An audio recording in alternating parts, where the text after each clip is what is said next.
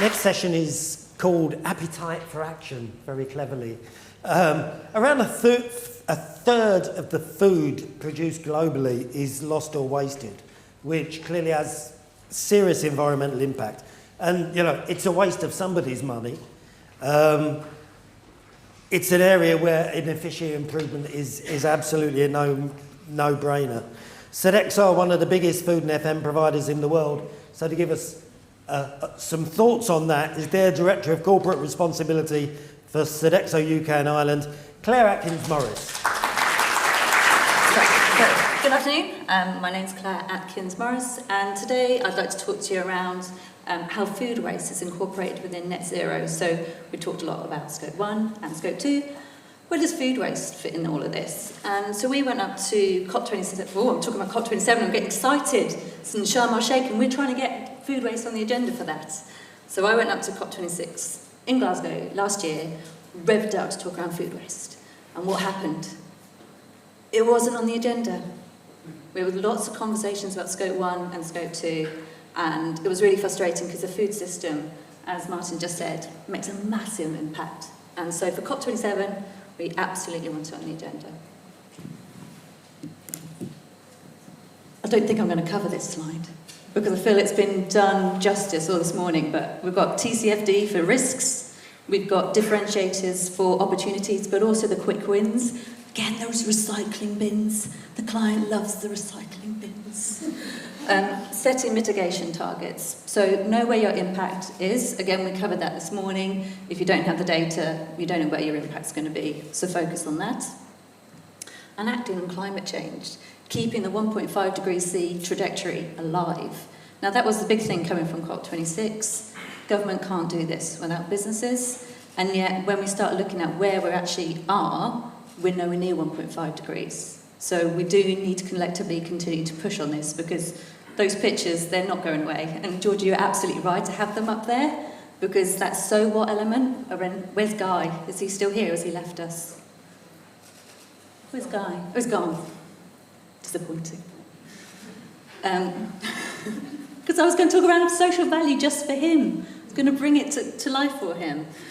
But in terms of Sodexo, carbon emissions, it's imperative, social, environmental, it falls within our mission. We've been running since 1966, and whilst our mission statement has changed, and I personally find it a tongue twister, I'm going to do it for you.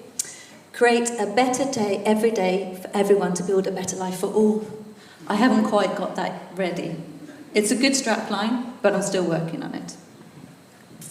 And those companies that are taking a good thought leadership approach around net zero, they are seeing dividends because I think we've seen it with the bid stuff. The clients are expecting that we're quite mature in this space. So they're going, right, you can solve all our net zero issues because I have no idea. And then we're all going, well, we're still trying to work out as well. So you're starting to see that within the bid documents coming through. So this is our net zero approach.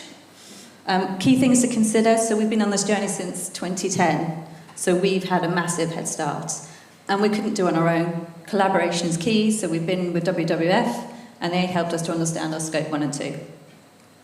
From 2017, we set our baseline for scopes 1, 2, and 3, and again, we know what those are, don't we, everybody? Okay, do we know what scope 1, 2, and 3 are? Okay, perfect. So we were able to set our baseline, and we were able to set a global target to reduce our absolute greenhouse gas emissions by 34% by 2025. And that was validated by SBTi, again, keeping that science-based aligned. Now, in the UK and I, surprisingly, or not maybe, we actually have already met that target. So that gave us confidence that we could start setting more robust targets within our region. So we've opted for carbon neutral. Again, we've heard earlier that people find carbon neutral quite accessible, more so than net zero. So we've gone for carbon neutral for our direct operations, so that would be seen as our scope 1 and 2 by just checking because I keep changing, by 2025, to reduce our greenhouse gas emissions scopes 1, 2 and 3 by 55% by 2030. And when I say 1, 2 and 3, there's nothing else, that's everything. So we've seen again in the marketplace, and we need to be really careful about this, that we say it's scope 3, but we haven't included that bit, okay? We've just left that off because that's a bit difficult. So we really need to be mindful that when we're talking to our clients and when we're talking to the media and the general public, that we're trying to use the same language, because people will easily get turned off. And then to be net zero by 2045, if not sooner. So what that means is that we have gone down the SBTI route. So SBTI have validated our near-term target, so 55%. And we're aiming, so we've submitted, I have my fingers crossed, for our long-term target, so net zero by 2045, to be validated by the end of April. Now what that means, we've got nowhere to hide at all. So the framework's really stringent. So we have to decarbonise our business by 90%. So that's currently at FY21, it's 714,000 tonnes of carbon dioxide equivalent. So again, if you think about all those gases that we saw earlier, so that's all of that we've got to reduce. I'm not having palpitations at all at night. We've got time, as someone mentioned, but we've got to keep going with this. And the reason why we went down the SBTI route is not only because it's our impact, so it's our responsibility, but we also were nervous about the offsetting piece. So we recognise there's a time and a place for it, but there was a report done by Oxfam around offsets, and there's some really unintended consequences. So while we're talking around a fair transition, we really have to be careful about pouring money into a community that was doing fine anyway. And actually what they needed was skills and tools rather than money. So the SBTI, they keep us authentic and transparent. And I'd highly recommend looking at the website and applying your framework to that. So we've done this one to death, but I don't think we can ever do it.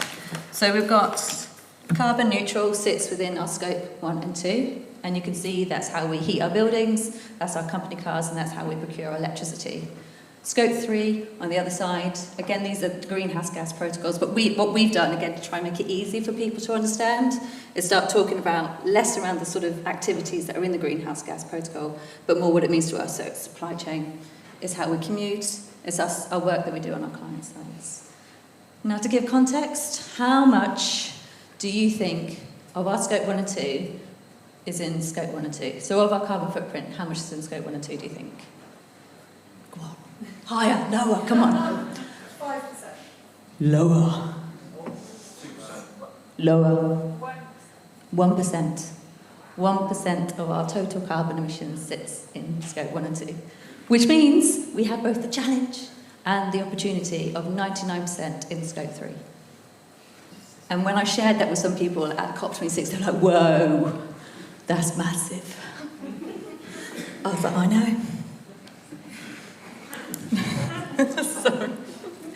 Okay, so this is us. So how did we do in FY21?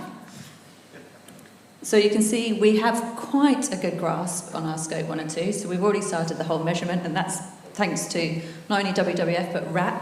So I know the SFMI were talking about a working group to look at scope 3 emissions.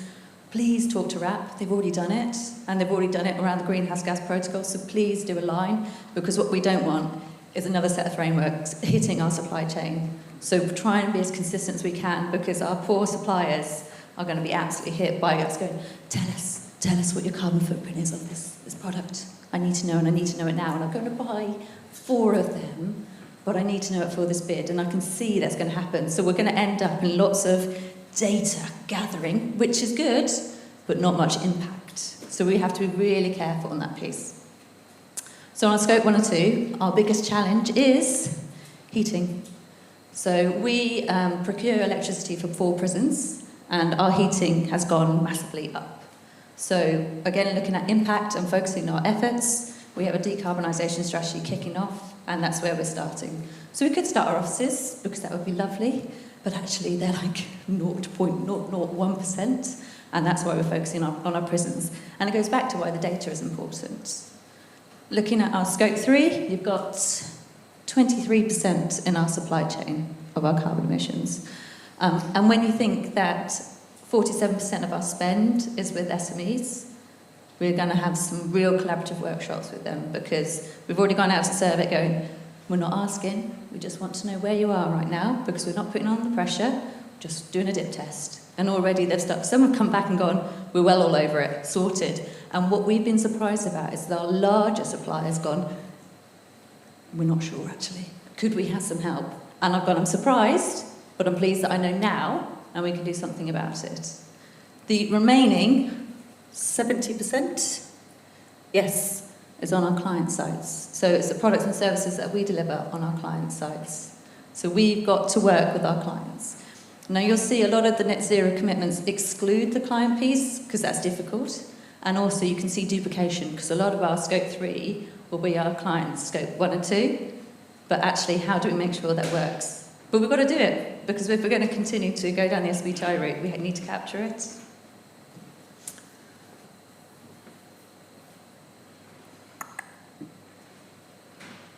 Oh yeah, I forgot that bit in the middle. So we've actually reduced 38.5% carbon emissions across our scopes 1, 2 and 3.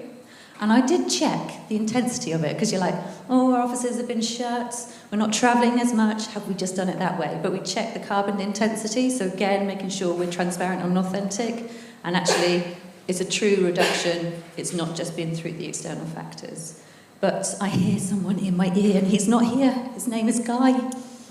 So what? What does that mean?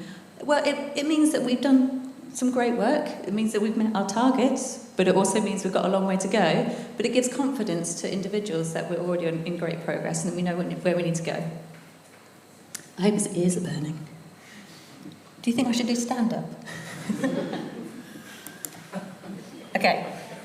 So how do we reach net zero? So you've got the likely ones on there. So you've got food waste, which we'll come to later, electric vehicles, plant-based, our packaging, renewables, but also the responsible sourcing, and that will continue to evolve. So we saw from COP26, really big focus on deforestation and methane. I'd expect there to continue to be real momentum on that for COP27.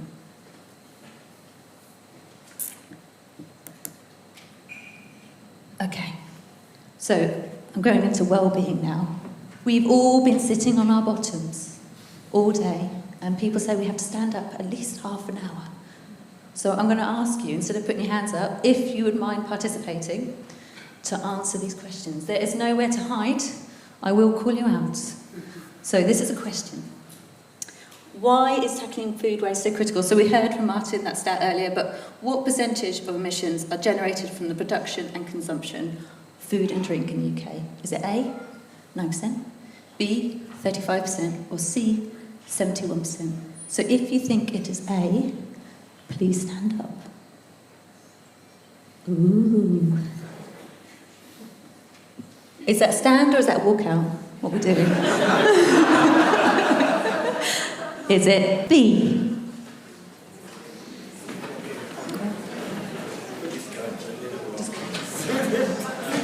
Playing it safe. Playing it safe. Thank you. And I'm presuming everyone who remains seated went for C? Okay, fine. Oh, you still want to stand? C! Oh my, so good. Yeah. Well done, the middle ones. We've got more. It's okay. You've got more. So according to the RAP report from last year, 35% of emissions was generated from the consumption of food and drink in the UK. And these are shocking stats.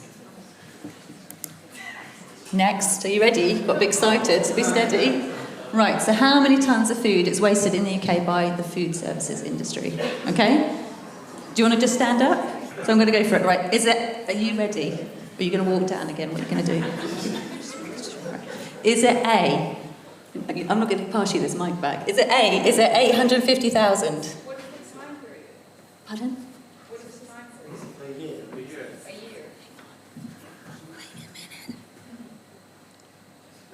minute. I'm saying it's a year.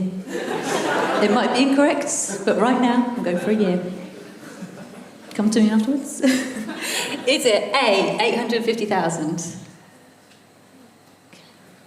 B, 1.6 million. Oh. 3.6 million. Got some on the fence. Man who wanted to know whether Mighties, what are you doing? Which one is it? It's the last one. Sorry. You're right. 3.6 million tonnes a year. Can you imagine? Final question. Thank you. So, how many people are living in food poverty in the UK? Okay, A, 2.3 million. Oh. B, 8.4 million. I'm looking at you, Gemma. C, 15.7 million. Well done, I think. 8.4 million people a year, I'm going to keep that in there, experience some form of food poverty in the UK. And we can't talk around food waste without talking around food insecurity and food poverty. We've got to consider the societal impacts as well as the environmental. And I have a slide on that later. So appetite for action, so aptly named, and it's not my name, I didn't do it. But what we wanted to do was really start to understand food waste and net zero. Are people putting them together? So we commissioned a piece of research. We went out to a number of procurement and supply chain heads of both large private and public organisations, and we wanted to know random questions like, are you measuring food waste? Are your employees tying together food waste and net zero? What would help, and so on and so forth. So really nice, meaty research. From this, we joined a round table. The table is square. Someone advised on Twitter, so I was like, that's pleased to share that. We did a round table with policymakers and industry to talk around the research, and that then led to a report with recommendations. Now that report is available, so it's in the public domain, and just search for appetite for action. More stats, but no more standing. So this is a bit of a surprising one. I'll pause to let you read that.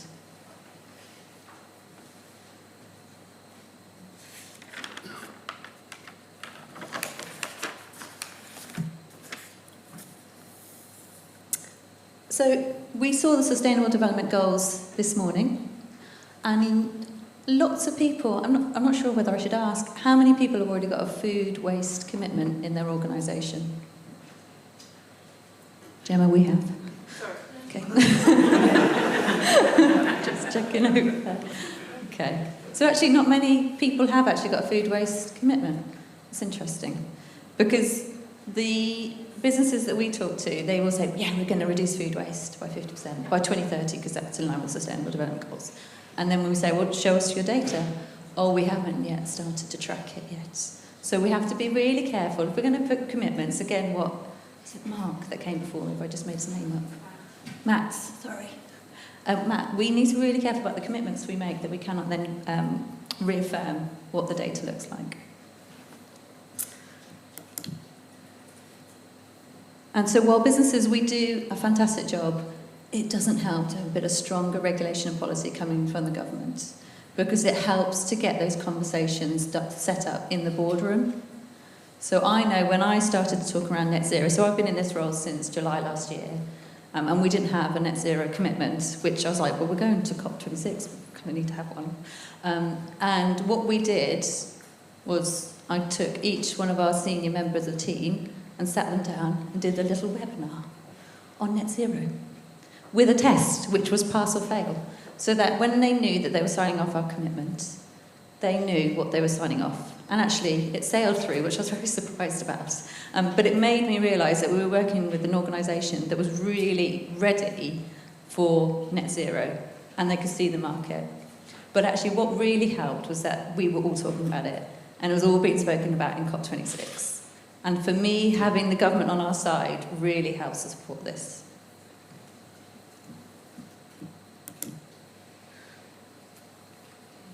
And that's the round table. So at that roundtable, we took that research, which demonstrated that there was a real disconnect between the effects of food waste and carbon emissions, and how that relates to net zero. So everyone's talking around net zero, and we're talking around like scope 1 and 2, and we've got our electric vehicle points, and we're going to renewables and everything like that. But nobody was talking around food waste. So there were 3 focus themes, which I will have to read. So the first one was, how can rapid change in the food services sector be catalysed? How can government create policy and regulatory framework to better support this change?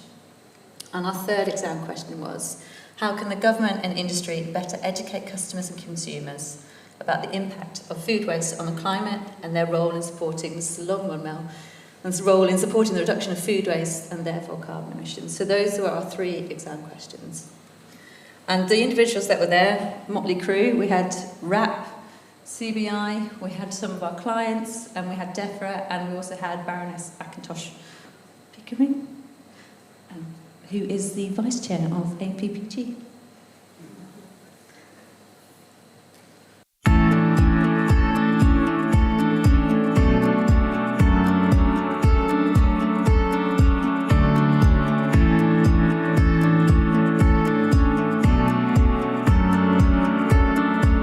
I think that if you have a smaller menu, a more practical menu, and of course, source your food as close to where you are as much as possible. If you take into account all of these factors, I think it really is something which is actually doable. I think the public sector, from our point of view, is pushed to demonstrate some leadership in this area. We have a role as a partner, strategic partner with central government and individual departments to push that forward.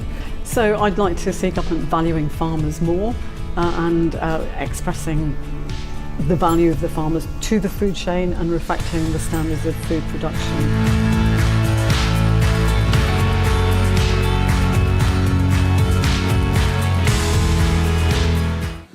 So there were 3 recommendations in the report for organisations and 3 recommendations for government. But my call to action is on those 3 recommendations for organisations. So do you have a commitment to reduce food waste by 50% by 2030 at the latest? Are you tracking and monitoring food waste to demonstrate progress against target and future-proof your business, because mandatory food waste reporting is coming? It's one of the recommendations within the National Food Strategy. DEFRA are talking about it a lot. We're exposing it imminently out there. And are you providing consumers with the information to make an informed choice?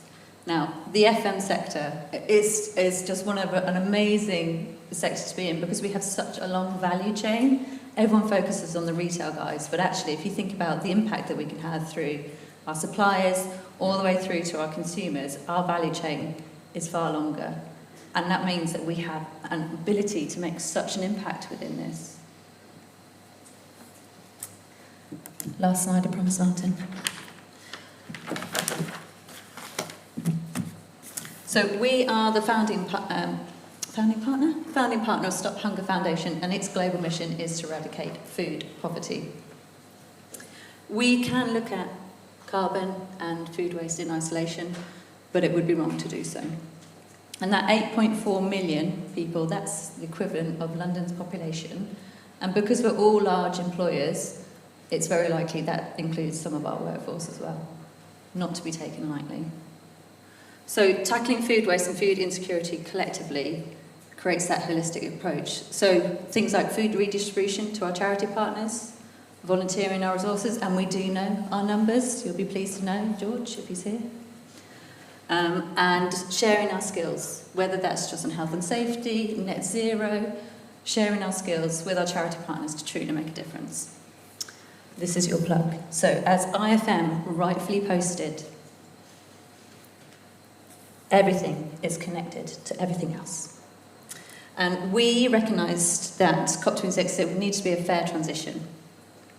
We have an opportunity to place social value at everything that we do. And that's what we should do. Thank you.